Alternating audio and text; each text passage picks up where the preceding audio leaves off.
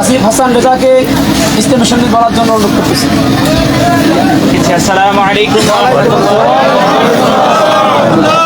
রাসূল সাল্লাল্লাহু তাআলা আলাইহি সাল্লাম ইরশাদ করেছেন, যে ব্যক্তি আমার প্রতি দরুদ শরীফ পাঠ করা ভুলে গেল সে যেন জান্নাতের রাস্তা ভুলে গেল। বলেন না নাউযুবিল্লাহ। আমরা কি জান্নাতে যেতে চাই নাকি জান্নাতের রাস্তা ভুলে যেতে চাই? জান্নাতে যেতে চাই। কারা কারা জান্নাতে যেতে চায়? দুই হাত তুলে বলেন লব্বাইক ইয়া রাসূলুল্লাহ।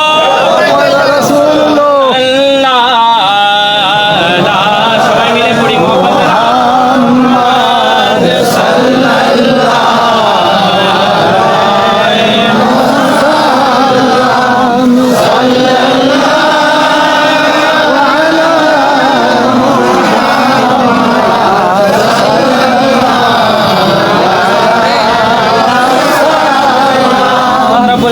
কুরআনুল কারীমের মধ্যে ইরশাদ করেন, আলা বিযিকরিল্লাহি তাতমাইন্নুল কুলুব। জোরে বলেন না সুবহানাল্লাহ। নিশ্চয়ই আল্লাহর জিকির এমন জিকির যে জিকির দ্বারা অন্তরে প্রশান্তি পাওয়া যায়। জোরে বলেন না সুবহানাল্লাহ। আল্লাহর জিকির করতে আমরা রাজি আছি? কারা কারা রাজি আছে? একটু দুই হাত তুলে উচ্চ আওয়াজে বলি রাজি আছি। মুহাব্বতের আওয়াজে পড়তে হবে, শুধু আমি না, মাইক নাই সমস্যা নাই, আমাদের মুক্ত আছে, ঠিক আছে? সবাই মিলে পড়তে রাজি আছি তো? সবাই মিলে পড়বো তো?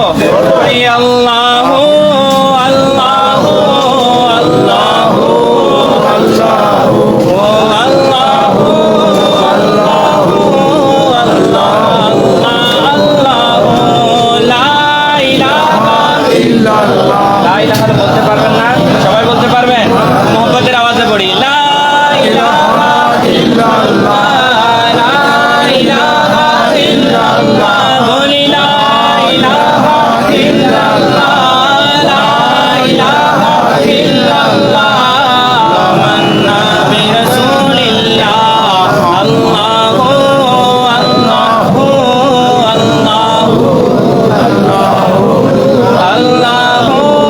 আল্লাহু আল্লাহু আল্লাহু আল্লাহ। সর্বশক্তিমান বান্দার প্রতি দয়াবান। সর্বশক্তিমান কে? আল্লাহ। সর্বশক্তিমান বান্দার প্রতি দয়াবান। প্রিয় হাবিব করলেন দান, প্রিয় হাবিব করলেন দান, যিনি ঈমানেরই জান।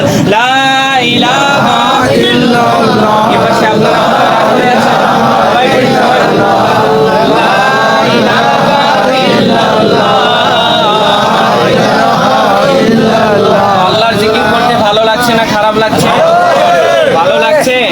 আমাদের কাপড় ময়লা হয় না? আপনাদের হয়? আমার তো ময়লা হয়, আপনাদের হয় না? কাপড় যখন ময়লা হয় সেটাকে ধোয়ার জন্য পাউডার, ডিটারজেন্ট পাউডার, সাবান ইত্যাদি ইত্যাদি আমরা ব্যবহার করে থাকি। কথা বলেন ঠিক কিনা? কিন্তু বান্দা যখন গুনাহ করে, পাপ করে থাকে, তখন তার কলব, তার অন্তরটা ময়লা দিয়ে ভর্তি হয়ে যায়। সেই কালো ময়লা, সে কালো দাগ দূর করার জন্য কোনো সাবান, ডিটারজেন্ট পাউডার আছে? সেটা কি নাই? আছে, সেটা হচ্ছে আল্লাহর জিকির। আল্লাহর জিকির আমরা এখন করেছি, তার মানে অন্তর থেকে ময়লা পরিষ্কার করেছি। জোরে বলেন না সুবহানাল্লাহ।